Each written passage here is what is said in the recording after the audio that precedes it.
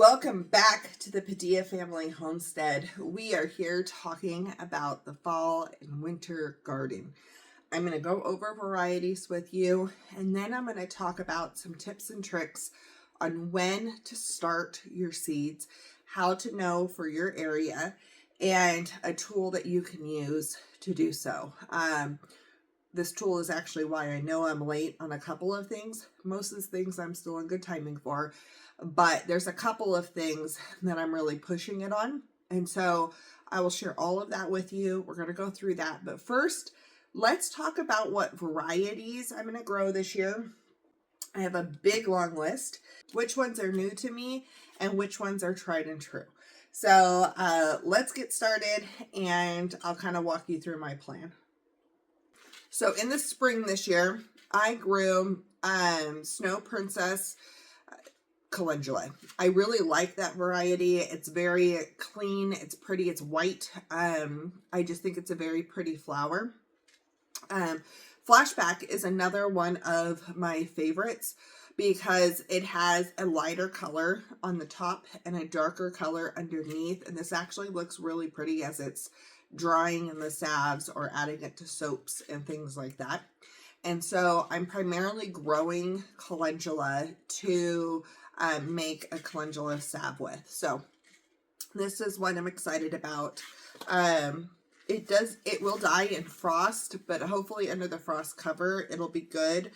Mine lasted for a little bit last year under the frost cover, but I really needed to have planted it earlier. So I have common chives and Chinese chives. Chinese chives are garlic flavored and common chives are more onion flavored. I'm planning on planting these at the corners of my bed. I'm hoping these pop up. These seeds are a lot older. They're from 2020, and because they're in the allium family, the onion family, they will lose their germination rate a lot faster than some other seeds. And so I'm hoping these will still pop. I need to start replenishing some of these things. This is on my birthday list, is a bunch of seeds. So hopefully I get some of those. But I'm going to plant these on the corners of my in-ground bed because I have rabbits and they don't like onions apparently. So I was hoping that this might help. I am going to be covering that bed soon, but not quite yet because I have stuff in there that already is growing. So it's already going to have caterpillars and things like that. And I don't want to lock those into areas. So I'm going to figure that out as I go, but I will be covering because I think the rabbits are going to start eating anything I have growing in there. Okay, so lettuce, I'm going to grow a few different lettuces this time around. I've never grown this. It's a Mizuna. I've never grown it. It's a free seed I got years ago, and I figured it's time to start trying things. And so I'm going to have a little pocket of this. Butter Crunch lettuce, I tried to start seeds for in spring, and they didn't germinate. So I'm hoping these are good. If not, it is what it is, but I figure I'd try again. Grand Rapids leaf lettuce. I got these during a sale from M.I. Gardner. I think this is one of the ones I got in one of his mystery bundles. And so it was a great price. I haven't used it yet, but it's supposed to deal okay. Let's see. This is actually a Michigan classic. I think I read somewhere on here that it's sweeter when harvested in the cooler weather, but that it does okay in the other weather. So we'll see. I'm going to try it out. It's kind of like a romaine, curly romaine. And then I'm going to do a Cosmic Crimson lettuce mix. And I'm hoping this one's still good. It's a Rocky Top lettuce mix. This one's from 2020. Seeds will lose their germination rate quickly. What that means is, like, when they sell Some lose quickly, some don't lose quickly, I should say. So when they sell a seed packet, it is packed for a certain year. Like this particular one was packed for 2022. And this is a lettuce mesclun chef's medley mix. And so they cannot sell this outside of the year that it's packed for. And it's really sad because people think that seeds just aren't good after that and throw them away. They are. They're still good until they stop germinating. And so certain types like alliums, onions, those seeds lose their germination rate a lot faster. So they go from like 100 to like 50 to damn low to like nothing. Whereas other things like peppers and tomatoes, people have started seeds that are 80 years old, 100 years old, things like that. And so it depends on how you store them. A cool, dry climate. I make sure, because of how humid we are, that all my seeds are kept in the house. That way they have the dehumidifier going. We're controlling the humidity in here. And then we also have the AC going. So those are things to keep in mind when you are storing your seeds. And when you have seeds, don't just throw them away if they're for a different year, because you could be throwing away very good seeds. We're also going to grow cilantro. I have a couple of the slow bulb left, and then I'm just going to grow some of the ones that I have from my microgreens packet. Let's see what's next. I'm going to keep going on the greens route here. So I'm going to do some giant red leaf mustard. I just had to pull all this stuff from my spring garden. I hardly got anything from it because the caterpillars are so bad right now. And so I'm hoping by fall that will be a little bit better. And then I'm going to have to try to figure out something to help protect these guys because they are off the hook. I'm not down with these caterpillars. I'm also going to do this Kamatsuma mustard. That really tastes like a spinach. I'm going to do blue Scotch curl kale. Scarlet kale. Now this is my favorite kale purely because of the color. I do like the flavor, but I really like the color. The blue Scotch curl kale I really like as well. And then the Russian red or ragged jack is the other one. Those are my three that I grow continuously. I like them with baby greens. I like picking their leaves young. These intrigue me because they have pieces of leaf that grow off of the actual top of the leaf. It's kind of funky.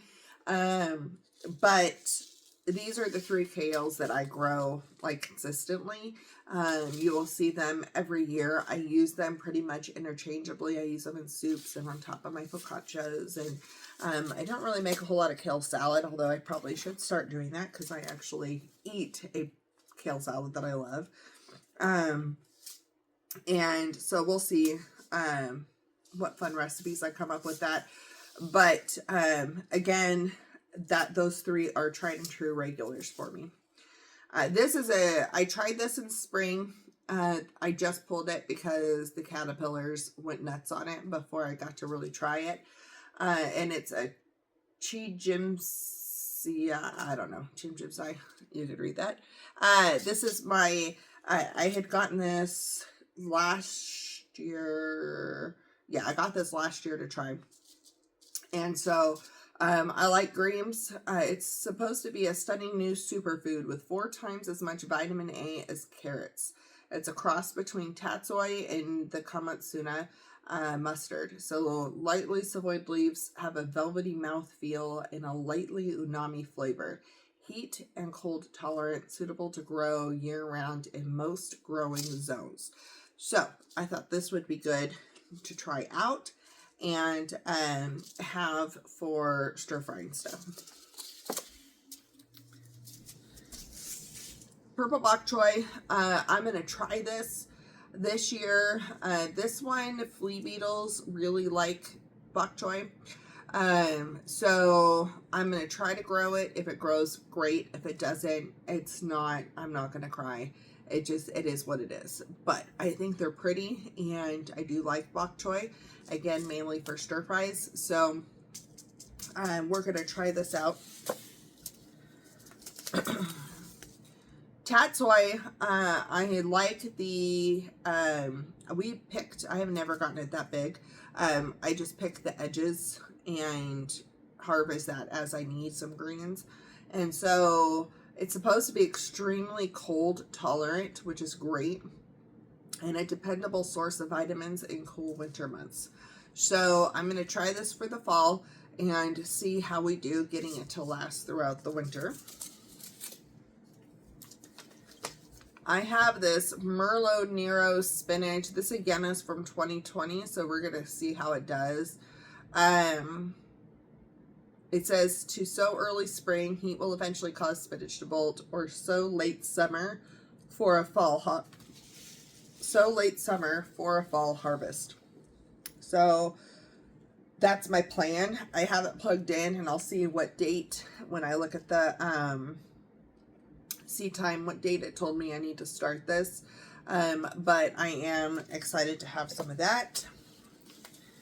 And then I'm going to do 2 different Swiss chards. I'm going to do the perpetual spinach, and I'm going to do a magenta Swiss chard because I really like the fun stems in soup. I'm also going to have 2 collards going. I have a Morris Heading and the Georgia Southern. All of those, except for the magenta, but Swiss chard overall, I had the 5 color. They're all great. The collards, I've been growing those for years, and so we really like them. I just add them as just any other green in my soup or my eggs or my stir fry or whatever. Wherever I want a green, I use most of these greens interchangeably.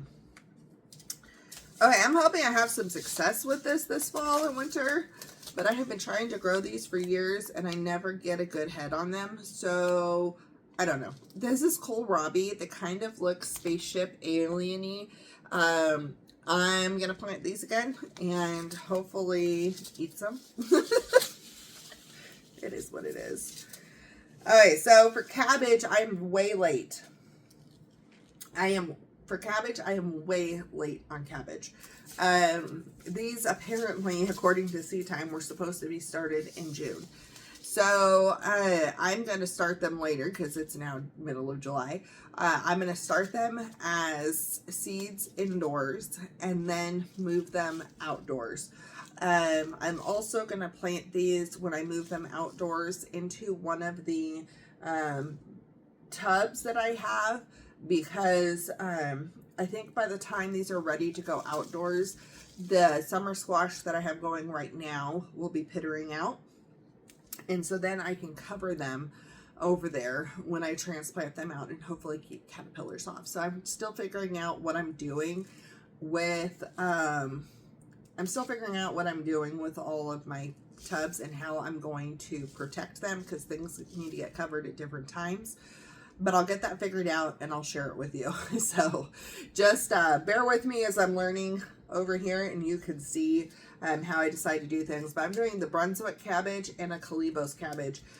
Both of these I bought really wanting to grow in California. I just harvested outer leaves off the Brunswick, and the Calibos, I think I maybe tried 1 year and I didn't try after that. So I'm going to try both of those. And I love cabbage. I really do cut them as a cut and come again. It works. You just don't get a big head if you do that. Hilton Chinese cabbage, I'm going to try to have grow again as well. Brussels sprouts are the other one that I'm really behind on. I'm going to try to direct sow these in the tub where I was trying to grow my carrots, and they did not take off. So I'm going to try to direct sow these into there, and then I will have some as a backup inside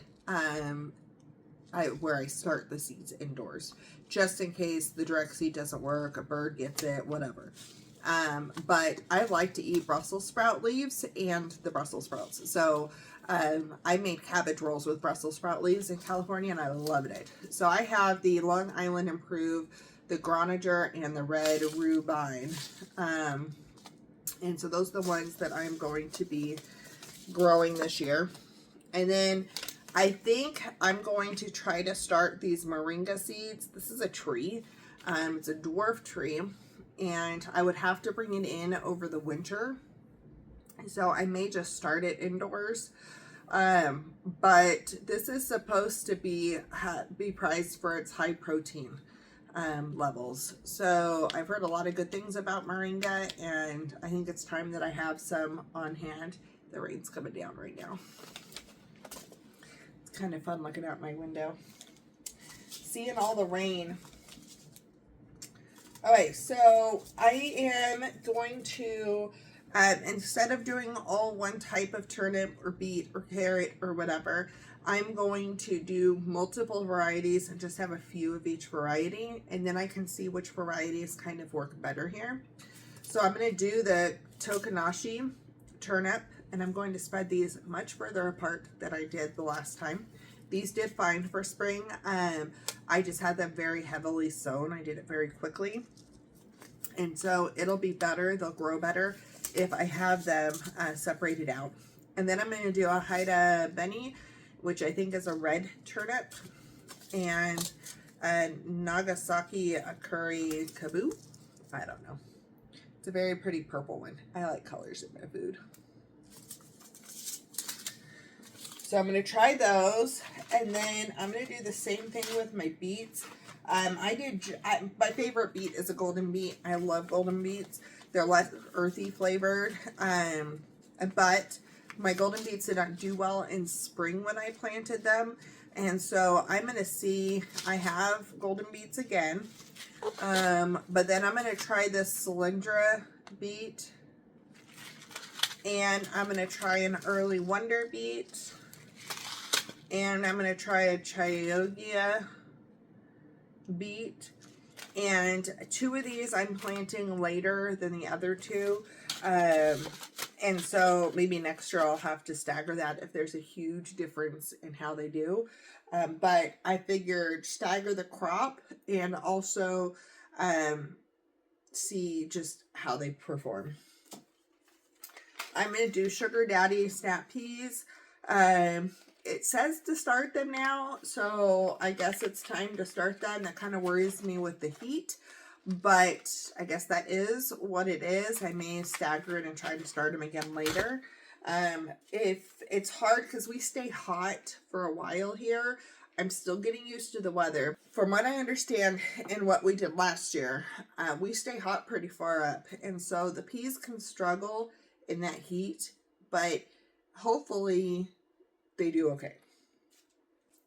So I am going to try the Navone Yellow Rutabaga and have that out there.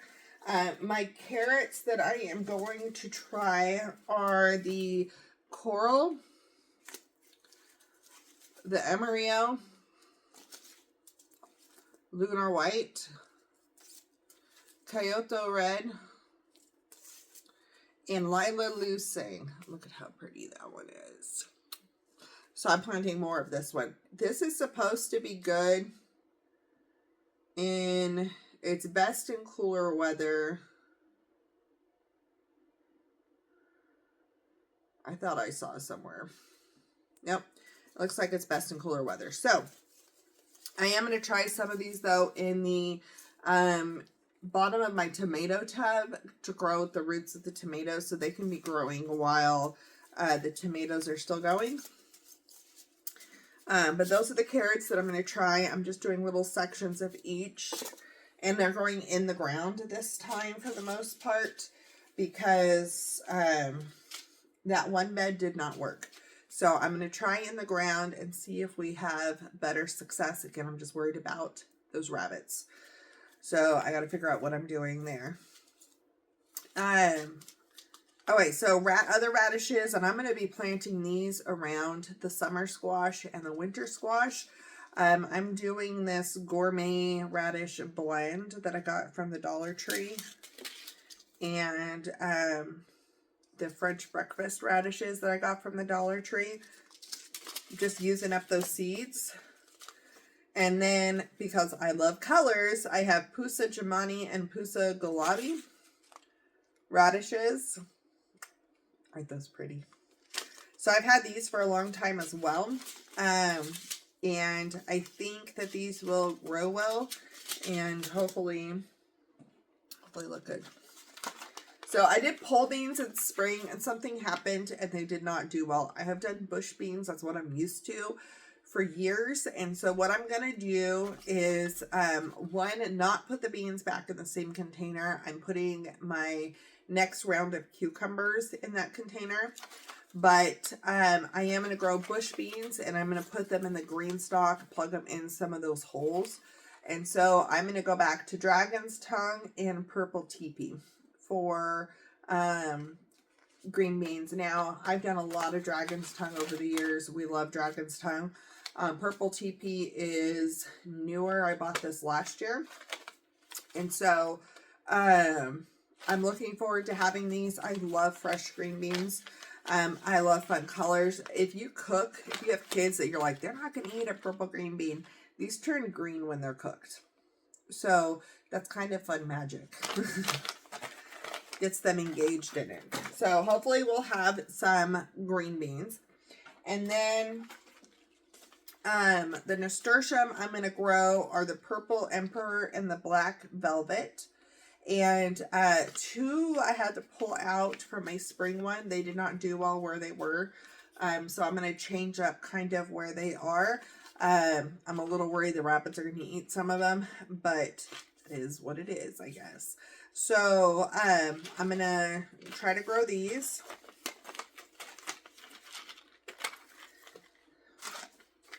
I'm going to do a Table King bush acorn squash for my winter squash.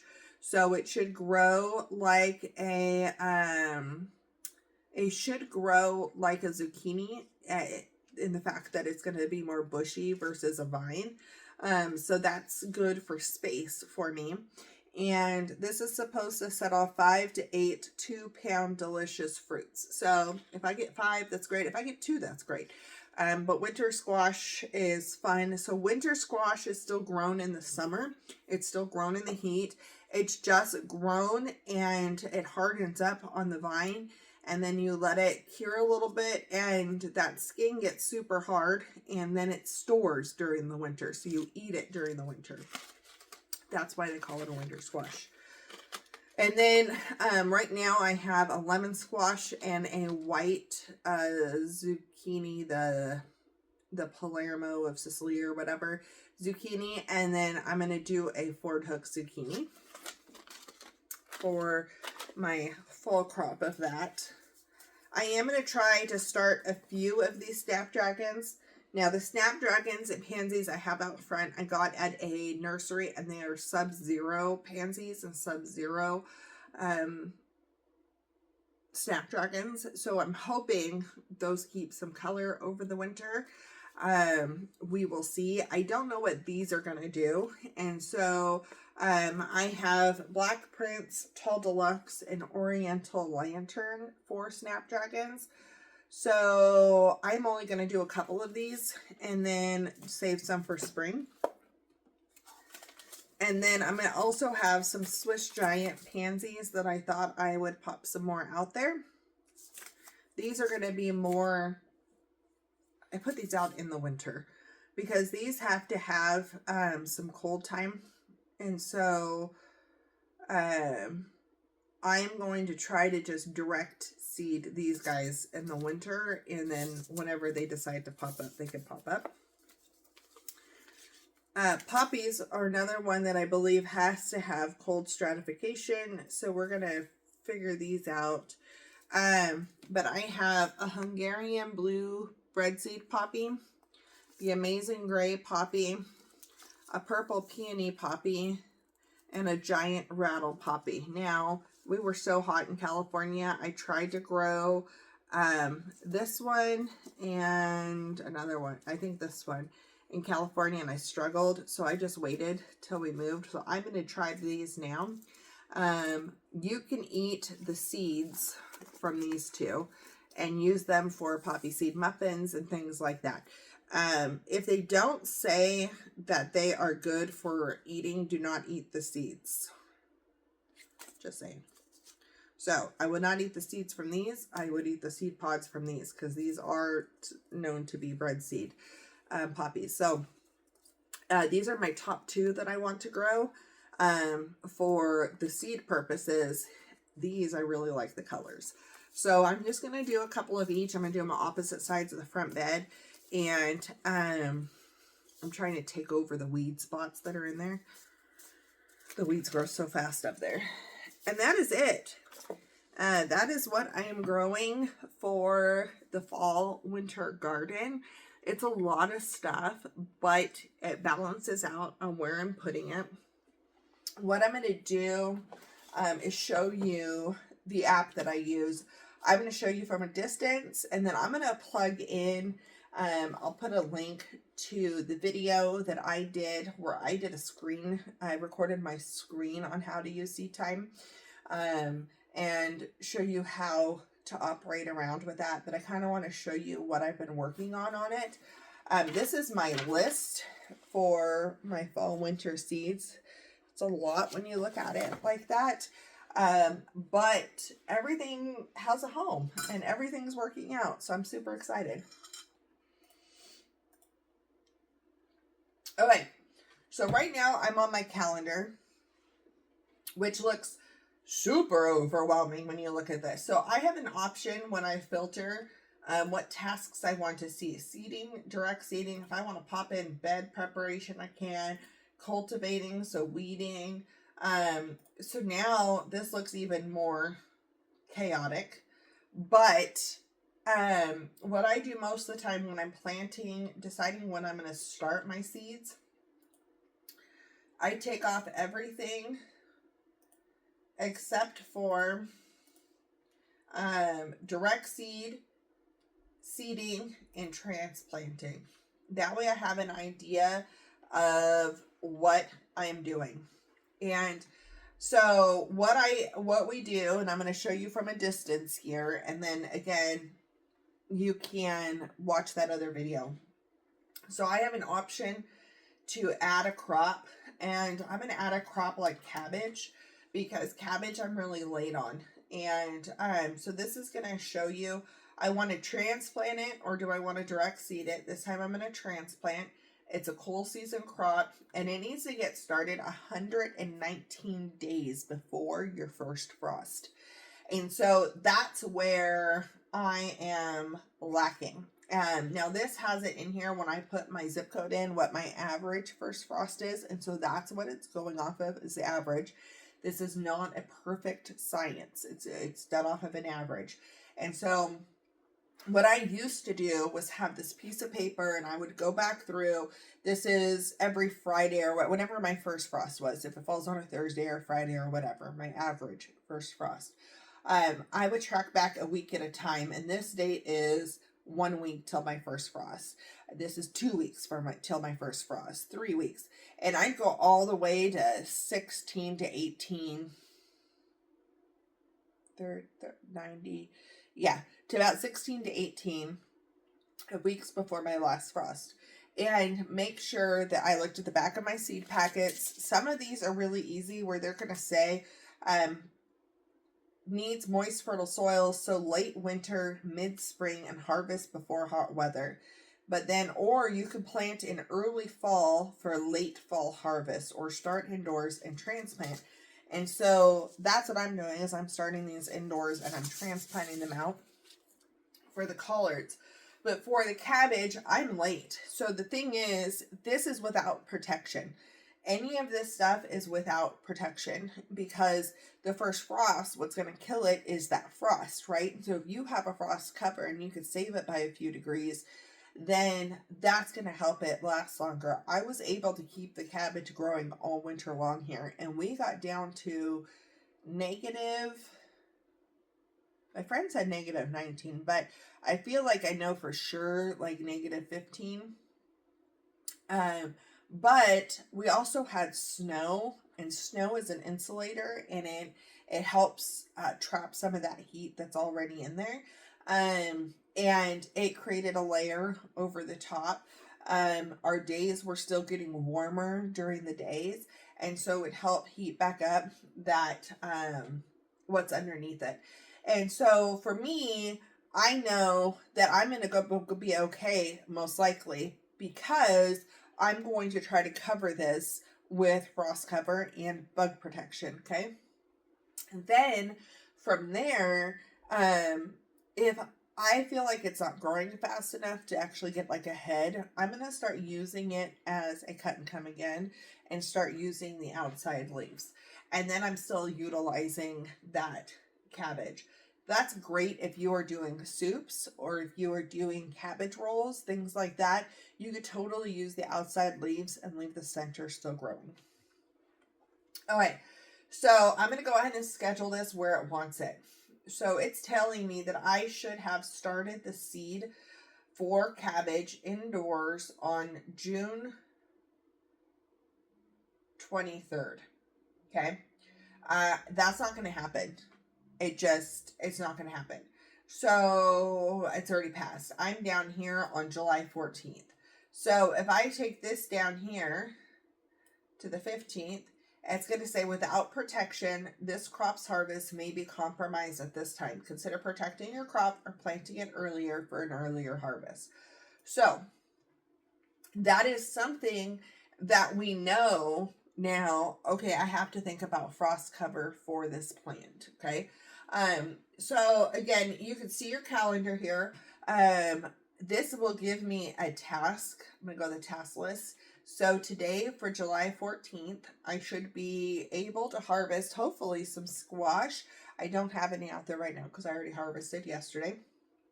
It just is giving you something to keep your eyes on. I should be seeding my cabbages.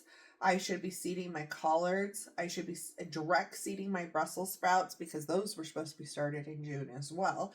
I'm going to try those outside. I'm also going to put some inside. I should be direct seeding my chives, direct seeding my nasturtium, my summer squash, and my winter squash. And then inside, I should be seeding collards and kale and kohlrabi and Swiss chard. I should be preparing whatever bed I'm going to be using for my cabbage. Oh, I think that's if I would have started that other one. That one I need to get rid of. And then direct seeding beets, direct seeding carrots, direct seeding bush beans, direct seeding sugar daddy peas, and direct seeding turnips. And this, I have a little number right here next to these, and that's telling me how many seeds based off of the layout that I put in. And so that's kind of nice because that goes, okay, so I'm only going to get like 8 of the lunar white carrots, and I'm only going to get like 8 of the amarillo carrots, but I'm going to get, the way I'm doing the Lila Lu saying, I'm going to get like 28 of those. So it just, if you do your spacing right, things like that, it helps you figure that out. If you build your map correctly. And so this is because I'm using the map, it's giving me all of my things. Now I could knock down here that some one of these things is complete. I'm not going to, but this will help me keep track of what I need to be doing all the time and what is overdue and what is on time. Okay. The other thing I was able to do was create this layout. I don't think the layout's on the free version. I'm not 100% positive though. I paid for this version, and the task and the calendar for sure is on the free version. So this portion of my map is my friend's garden. It's still on here from the last time, from last year when I gardened on her property. And so this is how I kind of planned when things were going to get staggered, where things were going to go, things like that. This part up here is my garden this year, and then my front bed. And so this is what I have going on. So I'm going to kind of show you this.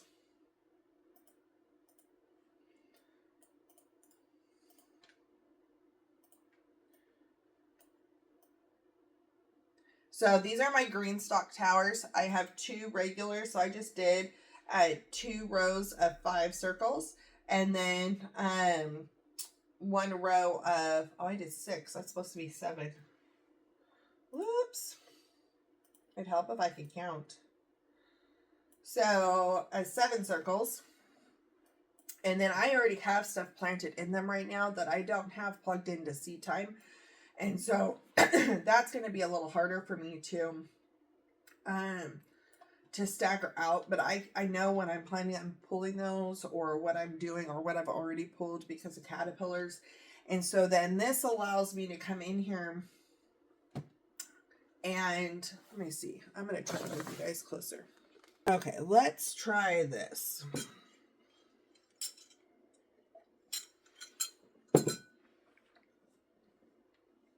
Okay, so these are the GreenStalks I'm talking about. So I know each GreenStalk has 6 pockets.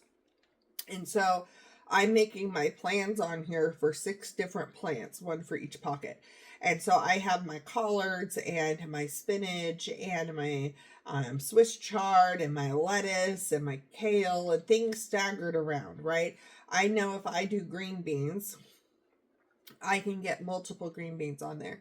So in a pocket, over here in the tubs, I have my Brussels sprouts. I have the asparagus that's growing, sugar daddy peas, which they're not going to grow in straight lines, but that is what it is. And then the cucumber. Okay. And then if I go up here, I can track. So this is tracking for September. So if I come back up to today, I have summer squash in here, and I have tomatoes, and I'm going to direct seed some carrots into this one. And then right now I have cucumbers growing in here, and I thought, well, maybe I can plug in a nasturtium in the front part of this.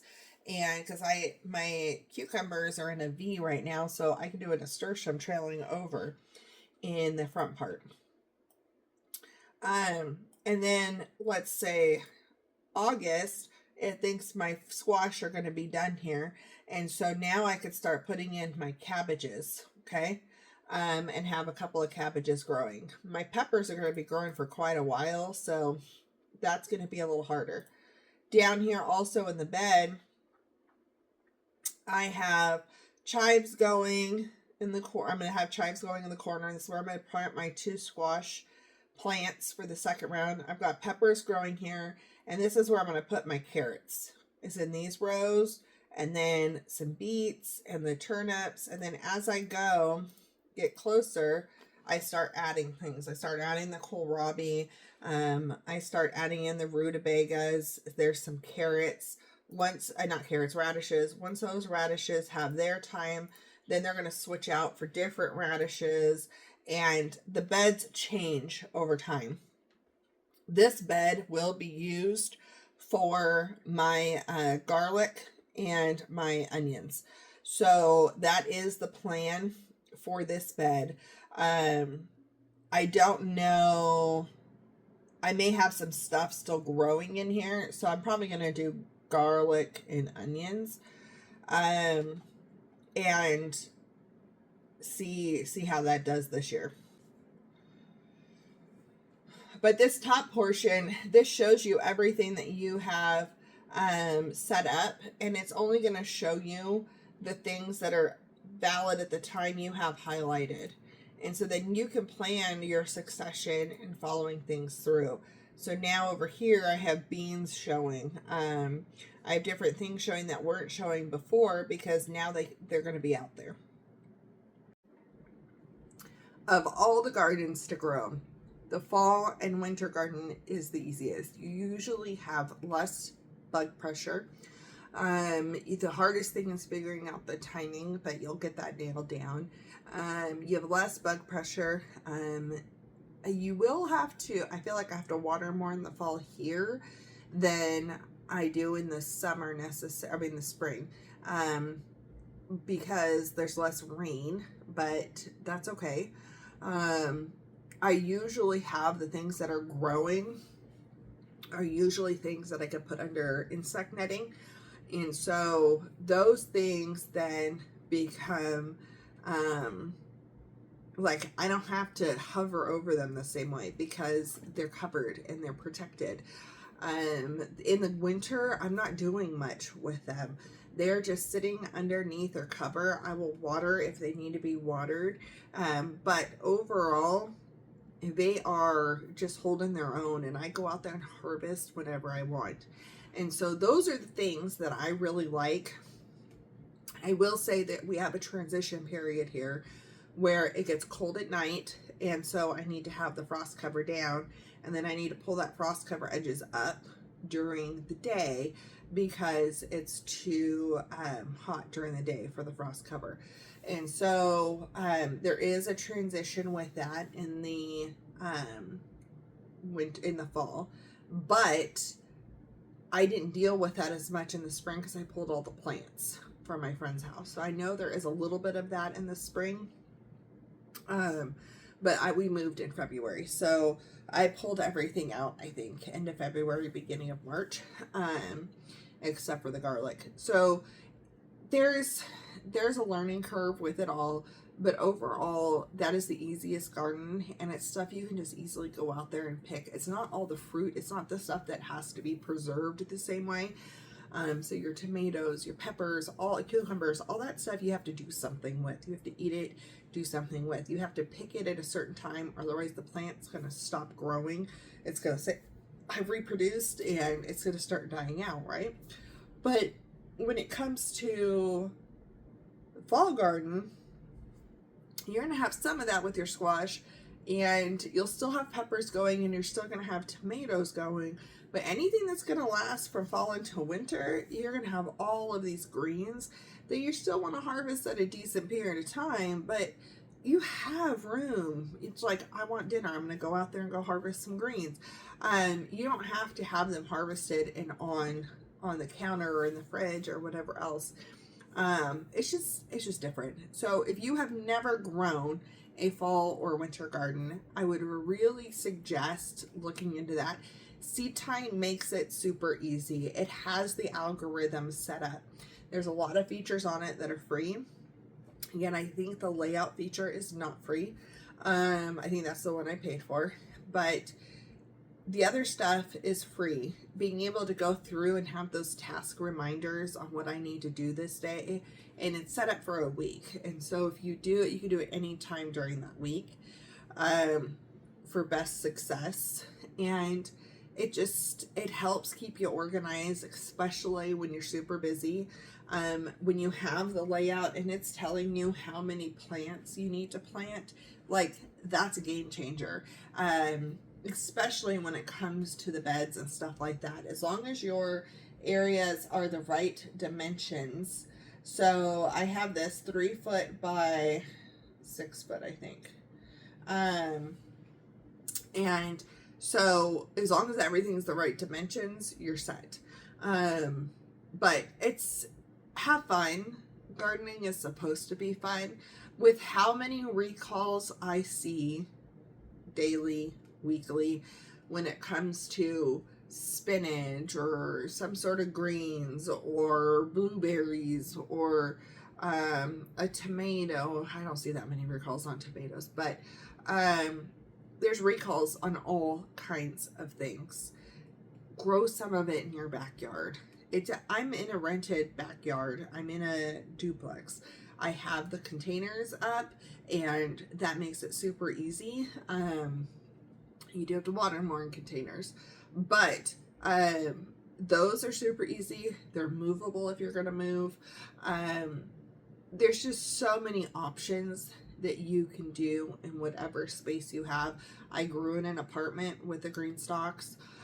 There's just so much stuff that you can do. So grow something where you are and have fun with it. So we will be back when I think the next video I'm going to share with you is my Azure haul. And then, because I'm picking that up tomorrow. And then I will have a seed starting video coming up. And setting up the seed starting area again in the kitchen, and just going all through the things. So we will see you back, and thank you for watching.